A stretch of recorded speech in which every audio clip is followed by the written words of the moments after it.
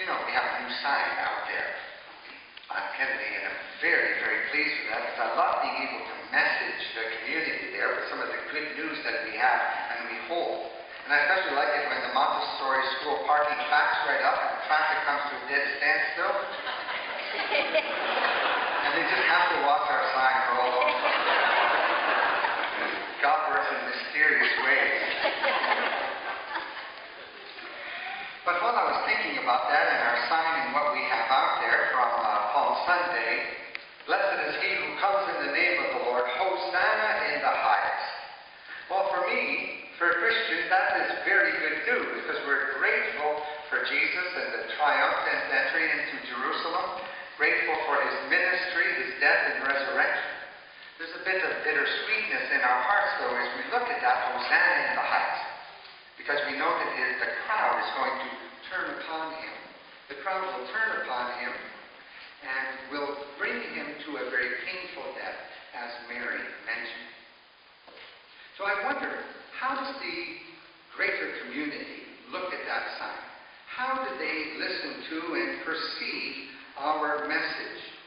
How does the broader community celebrate our great feast of the resurrection?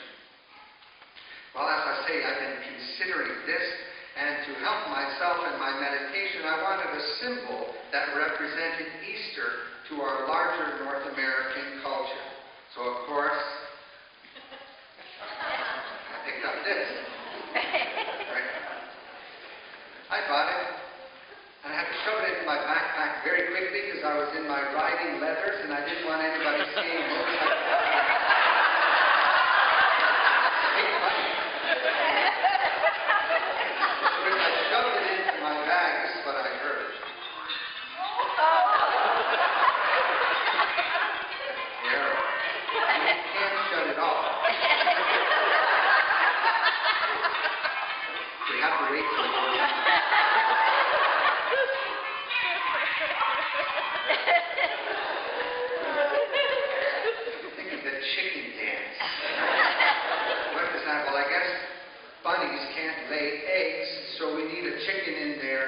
Someplace.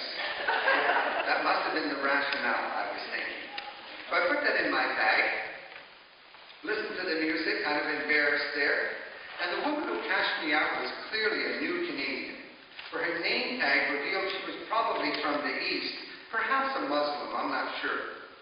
But I knew I was going to say Happy Easter to her because it's my religious holiday, and we're in Canada and we share our celebrations together. So I looked at her and I smiled and I said, Happy Easter. And she smiled back at me, said, Happy Easter. And she said this, and I quote, now you have your Easter bunny, you're all ready to go.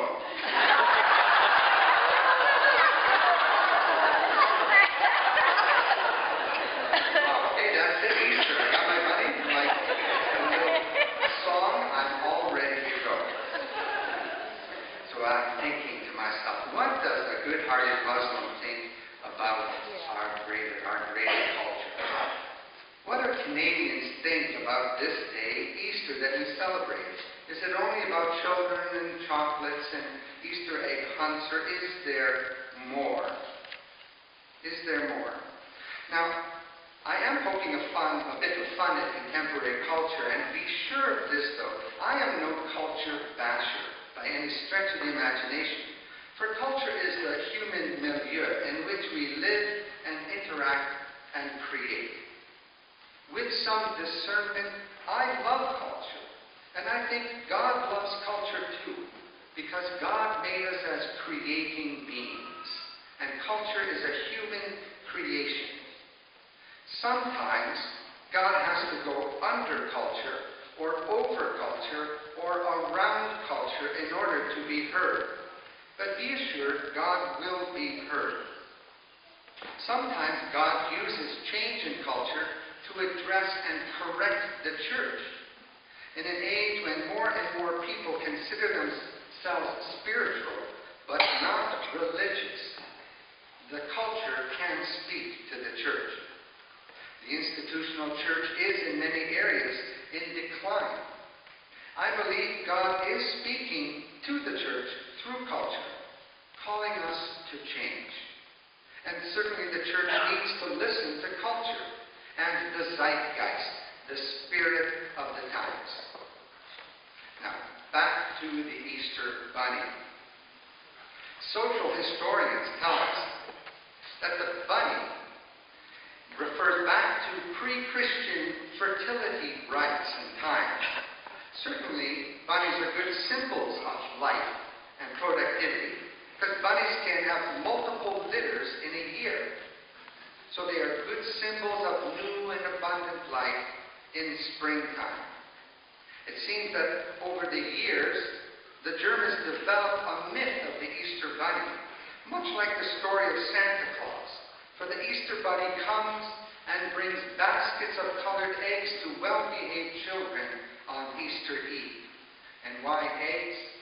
Because eggs was one of the Lenten foods the Catholic Church prohibited during the long fast of Lent. So imagine the children's joy to see colored eggs on the table once again.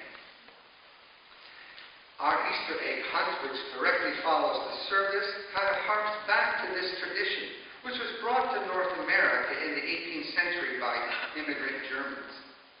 Now, I personally find such social history fascinating. And as I say, I do love contemporary culture. But I have to tell you, I find that the bunny thing really is, well, it's lacking in substance.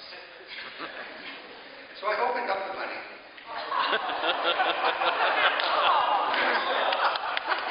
Children, don't do this at home. And not to waste, I know how to sew, I'll sew it back up. But when I opened up the seam, what do I notice is in here? Fluff. Stuffing. My Father Greg pointed out, it's imitation fluff. It's synthetic stuff. It's just stuffing. And when you take it out, the bunny kind of loses its form. You want to be careful with the mini boom box that's in there. It'll go off again. And what do you think the longevity of this thing is in our throwaway culture? Probably not going to last singing its song too awfully long. But as I say, I find there's an awful lot of fluff in the Easter Bunny, and when you take the stuffing out, there's no substance to our floppy bunny.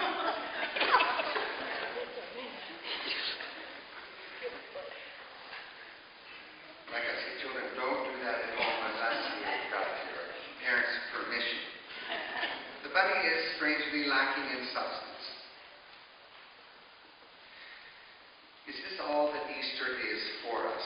Pink stuffed bunnies and chocolate. A cultural celebration that is fun, entertaining for a short while, and a much-needed weekend off for people who work very hard day by day.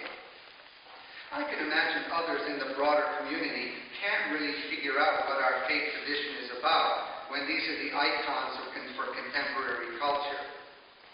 What does this bunny have to do with Easter? I'm sure that there's a great deal of confusion in broader society about the real meaning of Easter. But frankly, God is used to this confusion. As we heard so well related in the gospel story today, the beloved Mary Magdalene, in her simple devotion to Jesus, wanted to be near him after his death. And twice she says, I do not know where they have laid him. She is lacking in understanding. She's certainly stuck completely in the material world, not thinking of the afterlife, not thinking of resurrection or anything, but just doing the right thing and getting her Lord's body prepared for a proper and respectful burial.